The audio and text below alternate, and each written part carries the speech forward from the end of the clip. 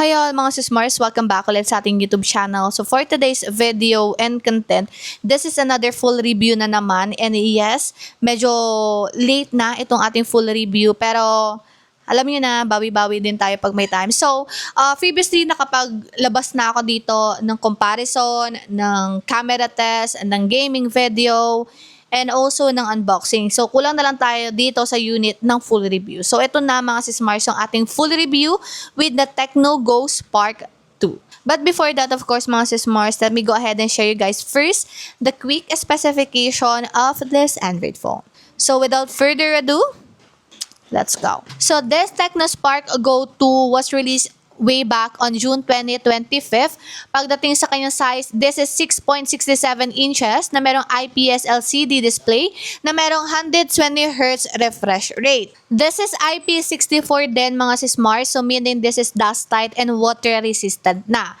Pagdating sa body build, this is a plastic back and plastic frame, but again but you don't have to worry kasi pagdating naman sa kanyang front, of course, this is made of glass. Sa chipset, this is Unisoc T7250 12nm na merong OS Android 15, iOS 15. Sa kanya namang camera resolution, meron tayong single main camera na 13 megapixel at sa kanyang selfie camera, this is 8 megapixel.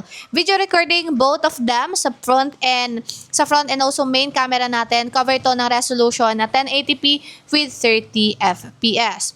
Sa battery capacity naman mga sismars, this is 5,000 mAh battery capacity na meron 15 watts charging brick. Sa color reference, meron tayong 4 choices with this Tecno Spark Go 2. So, meron tayong ink black, titanium gray, beal white, and also turquoise green. Sa security sensor naman mga sismars, this is a side-mounted fingerprint scanner. Pagdating naman sa kanyang speaker, this is a dual speaker. So, ito yung ating Tecno Spark Go 2 mga sismars. As you can see, tignan nyo naman kung gaano kaganda nito. So, titignan natin at papakita ko sa inyo yung kanyang settings, of course. Though, pinakita ko na to sa unboxing, pero kunting pahapyaw lang din ulit.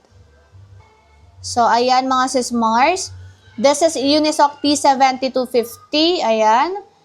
So, yan yung ating RAM. Expandable RAM tayo dyan. Rear camera, 13 megapixel. Front-facing camera is 8 megapixel. Okay. Sa privacy, mga sismars, let me put and enroll my fingerprint. Tingnan natin kung gaano kabilis yung pag-adapt niya sa ating fingerprint. Registered lang natin to real quick.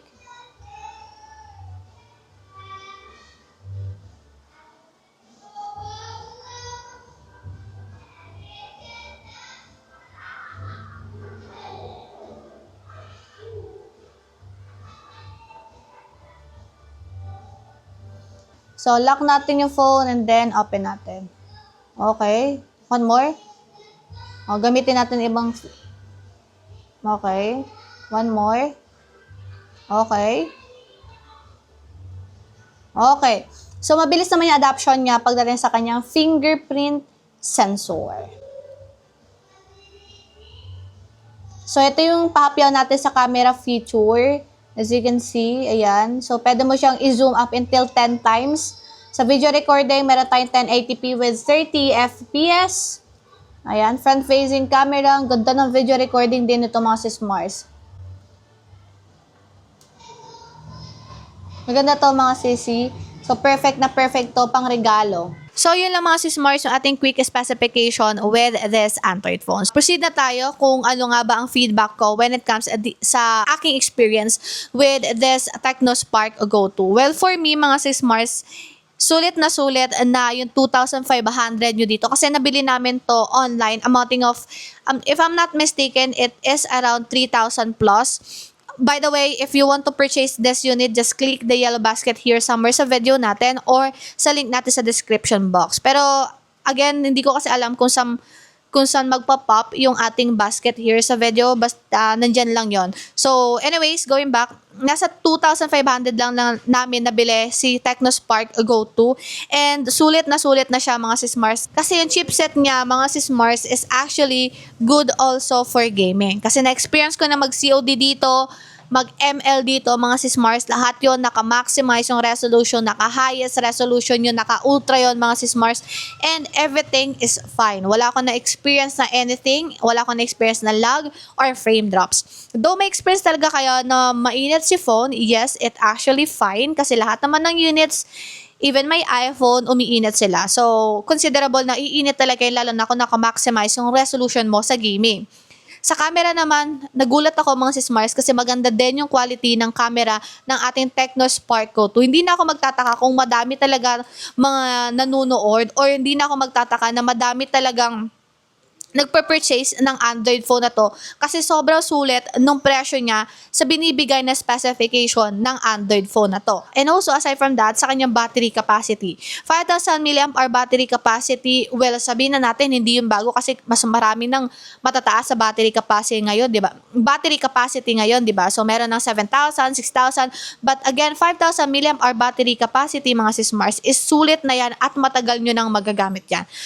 Well, actually, pwede nyo nang gamitin sa Tecno Spark Go 2 when it comes sa vlogging. Ayan, pwede nyo na din siyang gamitin.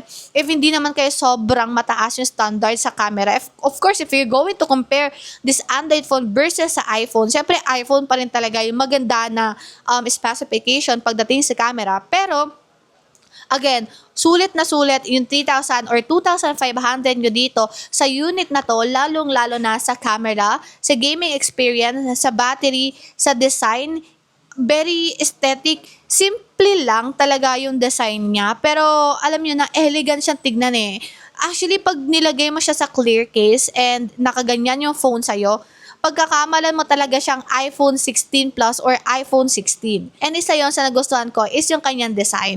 So, very aesthetic yung vibe kasi hindi naman din ako fanatic ng mga vibrant color. Well, actually, isa lang talaga yung vibrant color ko na unit, which is yung aking iPhone 16 Plus. Aside from that, mahilig talaga ako sa black, sa white, sa silver. Ayan, yun talaga yung mostly ko talaga na gusto na color ng aking units. And going back, based sa sinabi ko earlier, alam nyo na kagad ko ng feedback ko with this Android phone. Again, mga sis Mars, yes na yes, I can recommend you this Tecno Spark Go 2. Perfect na perfect siya mga sis Mars. Lalong-lalo na sa mga gustong mag-vlog, sa mga gamers dyan na pwedeng yung hindi mataas ang expectation pagdating sa mga gaming. Kasi ako, hindi naman ganun kataas ang expectation ko and yet na-amaze ako sa binigay niyong performance, lalong-lalo na sa COD and ML. Kasi dalawa lang naman nilalaro ko eh. Genshin and also The Hawk. Okay na okay din siya mga sis Mars. Pero expect nyo na nga, naiinis siya if you're going to set the resolution into highest. Pero pwede naman kayo maglaro na nasa mid lang yung resolution. Huwag yun nang sobrahan pa. And that's it. So, hopefully talaga mga sis Mars na nakatulong ako when it comes sa buying decision nyo sa Android na to. Again, worth it po bumili ng Tecno Spark Go 2. So, once again, my name is Maring Ana. Don't forget to follow me also on my TikTok account. That story. See you ulit sa ating next na full review. Buyers.